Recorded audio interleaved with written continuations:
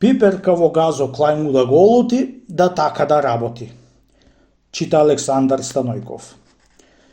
Некој сиромав човек имал 3-4 слаби магариња и си одел со нив на дрва, арнома секоја вечер многу доцна сидел дома, чунки магарињата му биле слаби и не пара му оделе.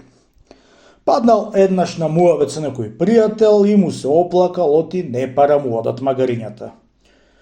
Ако сакаш да ти одат магарињата, пријателе, му рекол човеко, утре, кога ќе одиш на дрва, носи си 3-4 пиперчиња од малите в джеп и од кога ќе итуариш магарињата, пикни му по едно в газ и пушти ита да видиш оти ќе летаат како со крилје. Утрото ошол сиромајо на дрва и вистина така му излезе работата.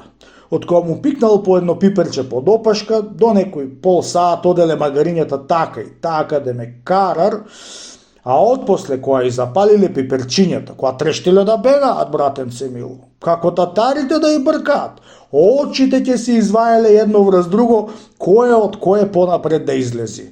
И си дојдоа дома многу зарана. Вечерта отишол дрварот при верниот пријател што му кажал тој Маривет и му благодари. Многу ти благодарам, пријателе, му рекол, што ми кажа за пиперчињата да му клаам на магарињата. Арно сега тие веќе се разодија силно, ами па јас не пара можам да и втасам, па сега постанувам. Ами не биди будала, му рекол пријател братко.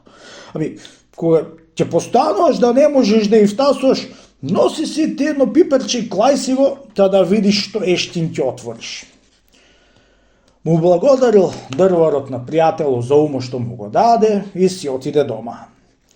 Утрото рано отишол на дрва и идејќи за дома му пикнал пак по едно пиперче. Откако откача бајаги место магарињата од дрварот, видео ти не ќе може да и втаса, си пикнал и тоа едно пиперче. Од која беше го запалило пиперчето, брат Емил, кога беше си отворил еден од качар чарканите ки се пред магарињата си трчал. Да дури дома дошол и дал вид по жената си да излези, да и растоари магарињата. Жена добри, брго растоарај магарињето, јас имам уште од да одам.